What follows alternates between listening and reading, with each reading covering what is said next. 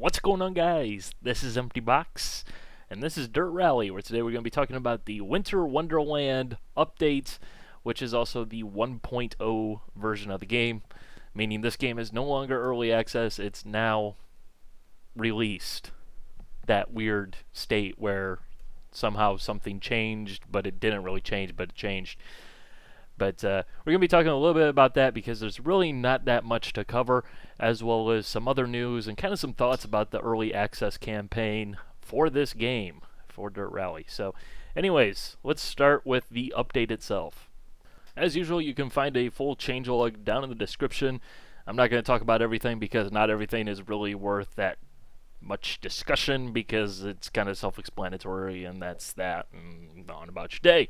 Anyways, this update brings two new cars, one of them being the highly requested Volkswagen Polo R, the car that dominates the real-world competition, as well as the Hyundai i20 rally car. Both cars going into the 2010s class, meaning that class has been pretty sufficiently filled out with a lot of different options.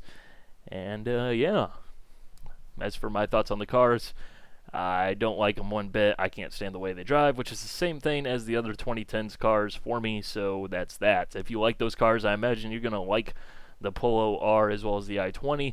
Personally, it feels like you're driving in quicksand and nothing happens at all, and the cars are super glued to the ground in this very weird, bizarre fashion where occasionally the front end has no grip and then it instantly has all of the grip in the world.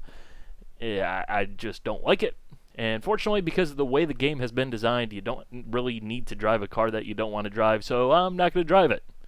Literally, this is the one piece of footage you're going to see in this video involving one of the new cars because I don't like them at all. And on with the video. As for things I do like, Sweden. Although I am disappointed by the lack of Swedish bikini babes. Or is that not actually a thing? I'm sure that's a thing. And I'm sure this game needs more of them. Anyways, all joking aside, these new stages are all on snow. Who would have thought there's snow in Sweden? That's amazing. But technical stages, lots of bumps, lots of jumps, a lot of mid-speed corners, more complex sections, not a lot of flat-out long straightaways. This is pretty much almost the opposite of the previously released finished stages, which makes a nice change of pace. Like I said, personally, I think these are the most difficult stages in the game. Some people might say the Greek stages are a little bit harder, but personally I find these more difficult because of all the road surface variations. One cool thing that I noticed is sometimes you'll go around a corner and there'll be a different type of snow around that corner, and you'll just have no grip on that. I've yet to really kind of figure that out and get a good grip on it, but you got to pay attention to the surface, which is pretty dang cool. There's a lot of bumps, and that's going to affect your car, as well as the fact that the surface can kind of change on you a little bit there too, which is cool to see. Another cool thing to see is the snowbank system that they got going on now, which this is something that they're working on for this update. The snowbanks are not those immovable, like hard-coated, not actually a barrier like you see in the Wales Rally stages, where if you clip it just wrong, you instantly do a barrel roll and bad things happen in an instant. But now they kind of have a little bit of give to them like an actual snowbank. If you watch rally racing, you'll see the top drivers in these Swedish stages, or any snow rally for that fact, just sort of gracefully nip that snowbank just to scrub off just the right amount of speed, and you can go ahead and do that here. I will say the snowbanks are kind of a little bit finicky. Sometimes it seems like you can just truck right through them like there's no problem at all. Sometimes you hit them in a way that you think that shouldn't really be a problem, and the car explodes and shenanigans unfold from there. It's just kind of something where I think I personally need to get a little bit more time with it to figure out why it's doing that, but to start with, it is kind of bizarre to deal with, but I think that's something that's going to be really cool. Plus, it just looks cool when you clip a snowbank and the hood of your car just comes. Fortunately, Codemasters made this part really easy because it's the first line on the changelog. That's the best line in the changelog as far as I'm concerned. The version 2 handling model is now on all the cars in the game, which means that with this update specifically, the F2 kit cars, the front-wheel drive cars that are crazy fast on tarmac, now have the updated handling. The Hillclimb cars, which means you can have even more fun not falling off the edge of Pikes Peak, as well as the best of the best, the manliest of the manliest, the Group B rear-wheel drive cars. Yeah, I know you don't get the crazy turbo lag that you get with the four-wheel drive Group B cars, but it's rear-wheel drive, and it's more shenanigans, it's more sideways. It's just a heck of a lot of fun trying to guide what is essentially a ballistic missile that you guide with your feet. That's pretty much that. So much fun to be had. Big fan of this update in terms of the handling on that side of things. As I say in pretty much every single Dirt Rally video I do, I drive the rear-wheel drive cars in this game like 90% of the time because they are the most fun.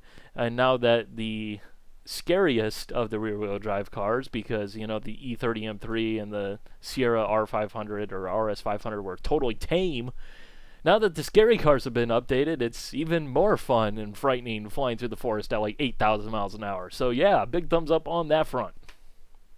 Alrighty, I'm going to warn you, I'm going to stumble through this section of the video and I'm going to kind of ramble on a little bit, but this section of the video must go in this video because it is required, more or less. If you don't want to hear me ramble on about a little bit of a retrospective on this early access campaign, you are free to leave the video now. You're not going to miss anything out, just some personal opinions and thoughts and things like that. Anyways, for those of you guys who have stuck around, what an 8 months it has been. Wow. It's been 8 months, but I remember when I first heard about this game. I was actually at work. I was on my lunch break at the time. I checked my Twitter messages, and a couple people were asking me about a Dirt game, and I'm like, why are these guys asking me about Dirt? There's multiple people. It's not just that one crazy guy who's like, hey, will you play this random arcade game? There's got to be something going on. Didn't have time to check it out then and there at the time, but I got home later in the evening, took a look, saw Codemasters, saw Simulation, and I'm like, you guys are making a joke. That's funny. That's cute. But you know, watched some videos, checked around, read a couple of varying opinions on the game, and I'm like, okay, you know what? Hey, let's go ahead and give it a go. See what happens. And I did not expect this game to be what it has become at all. And I have to say, you did a good job, Codemasters.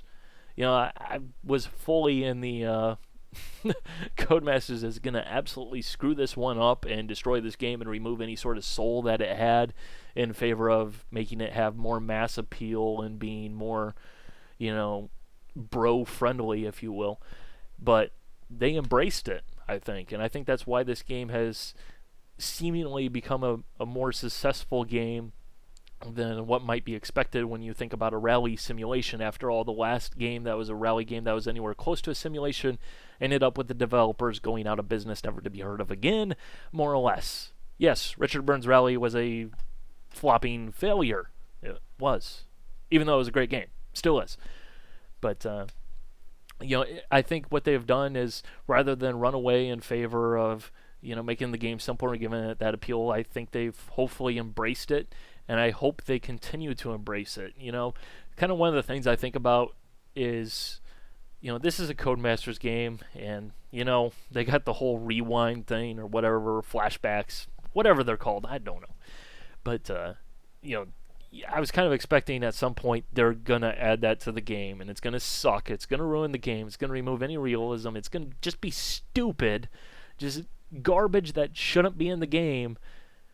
And fortunately, they never added it. And I know a lot of you guys are expecting the same thing because, after all, it's Codemasters. And when you start talking about simulation and sim racing and Codemasters, it's like, not going to lie, if anyone from Codemasters happens to see this, we kind of laughed really, really hard for a good 5 minutes at the idea of you guys doing a simulation. But you guys have done a pretty dang good job, I have to say. And you've definitely earned a lot of respect from a lot of people like myself who were just constantly waiting for the rug to be pulled out from underneath us and you guys to be sitting over there just laughing at us saying, ha ha ha ha ha, we got your money, here's your Ken Block expansion pack, yeah.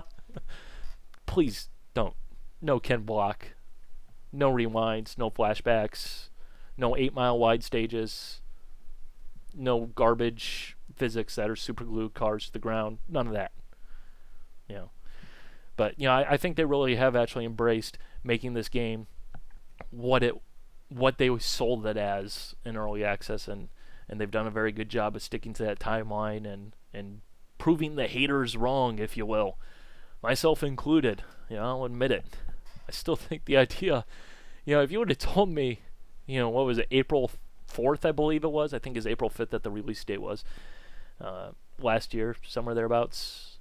Well, that's what it is next year for the consoles. But, if you would have told me the day before that, yeah, and in a day or two, you're going to be playing a Codemasters Rally simulation, and you're actually going to like it because it's going to be the best rally game that you've played since Richard Burns Rally, and probably the closest thing you're ever going to get to Richard Burns Rally 2, I would have laughed, and I would have walked away and just been done with it.